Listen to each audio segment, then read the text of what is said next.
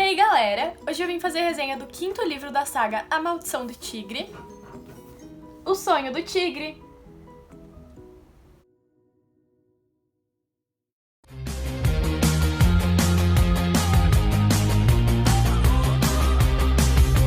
Gente, eu tava esperando esse livro há muito tempo. Desde que eu terminei de ler a saga do Tigre, eu fiquei esperando pelo próximo livro desde que foi anunciado que ia ter um próximo.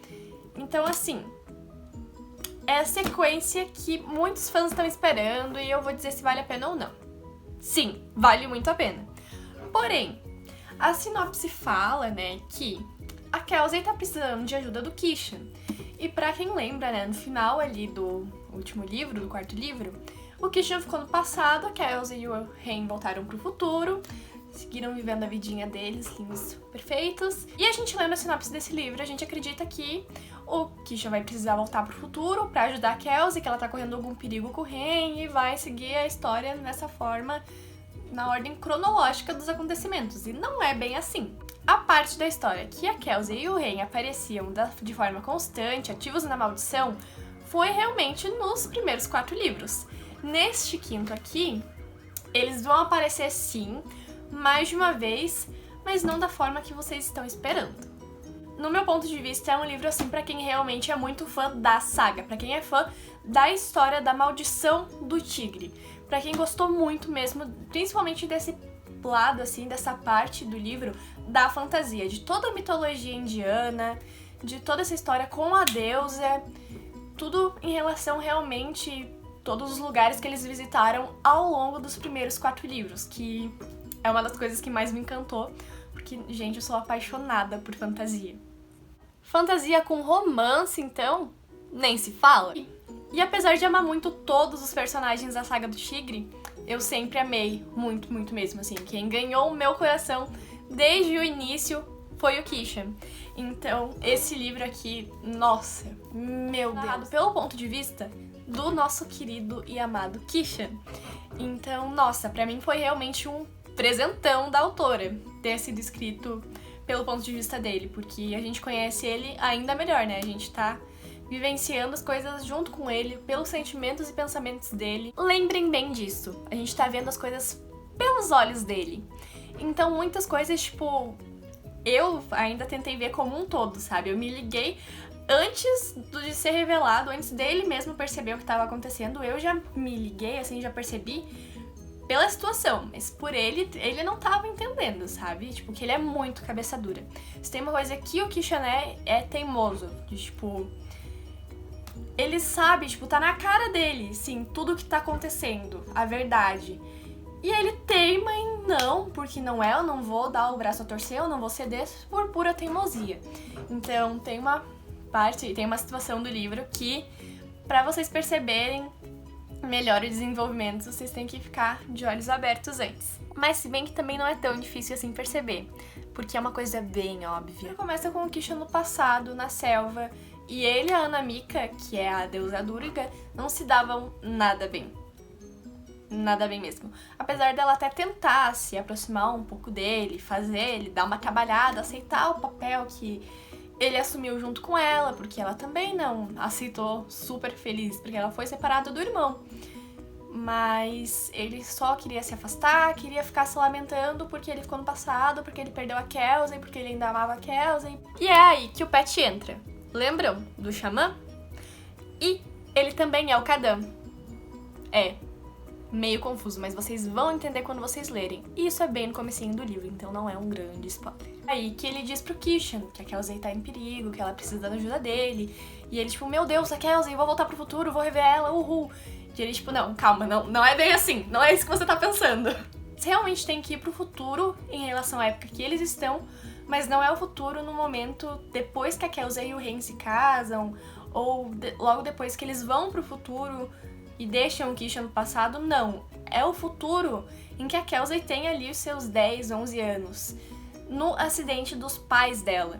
É um acidente que ela também estava dentro do carro e ela também teria morrido se o Kishan não estivesse no carro junto com ela e tivesse protegido ela, tirado ela através do amuleto de Daemon, tirado ela do carro e salvado ela antes que todos eles morressem.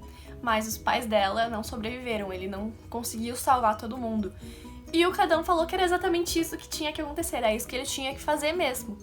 Que foi assim que os pais da Kelsey morreram, foi assim que ela não acabou morrendo junto, e que isso daria o amadurecimento. Isso iria transformar ela na mulher que um dia iria aceitar ir pra Índia só pra ajudar dois desconhecidos pra ela, que ela não conhecia, né? Não tinha um afeto tão grande assim ainda pelos irmãos Sajaran, quando ela aceitou ajudar eles a quebrar a maldição. E apesar do Kishan ficar muito bravo de tipo, como assim eu não posso salvar os pais dela? Como assim eu não posso mudar isso?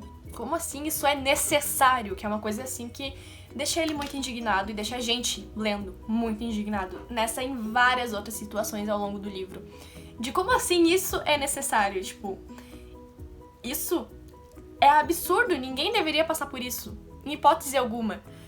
Mas é necessário para as coisas acontecerem como aconteceram e o mundo ser como ele é hoje em dia, como foi ao longo da história. Isso, meus queridos, o salvamento da Minnie Kelsey é só a primeira de muitas tarefas que ele, o Kishan, e a Anamika, vulgo deusa Durga, vão precisar fazer, vão precisar cumprir para que assim a maldição do tigre seja feita.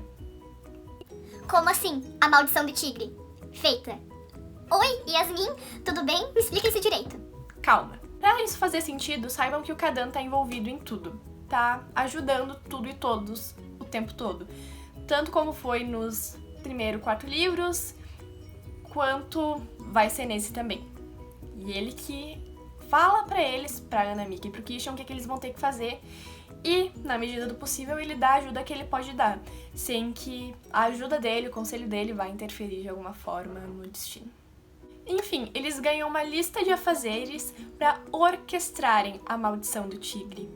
Sim, esse tempo todo, todos os 4 livros, toda a saga do tigre, esse tempo todo era a Durga e o seu tigre que estavam fazendo tudo.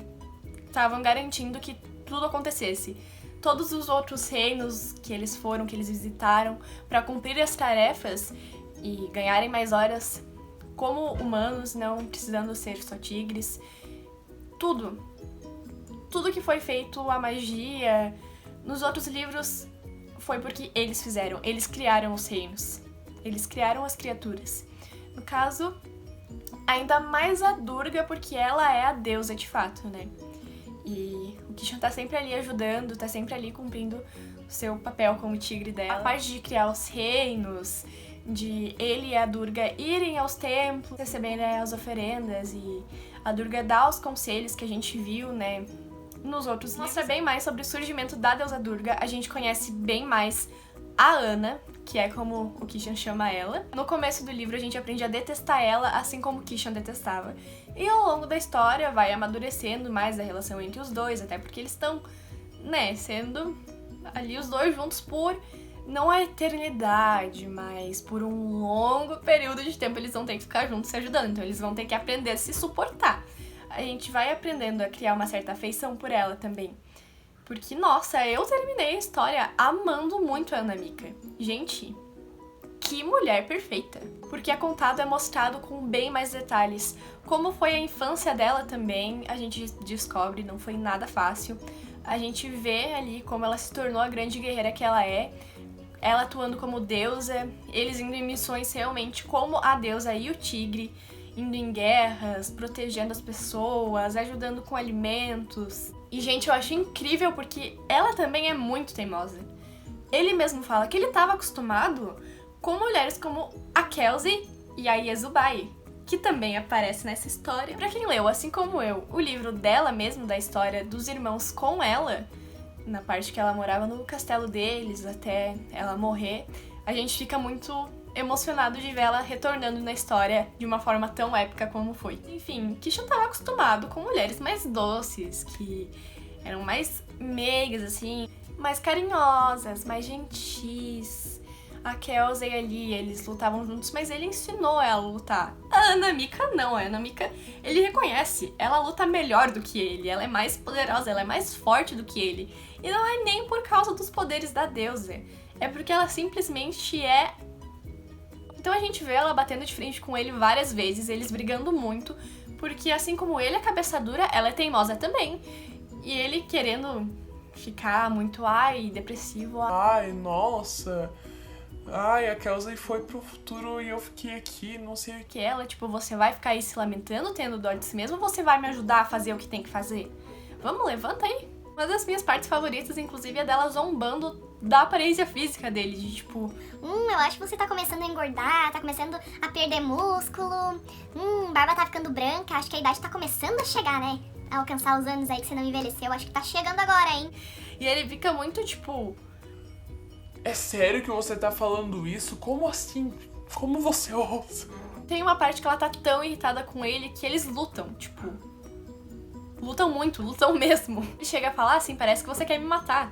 E ela diz que se ela quisesse ele morto, ele já estaria. E como eles têm essa lista de afazeres pra cumprirem, inclusive, muitas das vezes, se eles não tivessem interferido, ajudado e certificado que as tarefas teriam sido bem cumpridas, a Kelsey, principalmente, mas nenhum deles teria sobrevivido até o final pra contar a história e se livrar da maldição.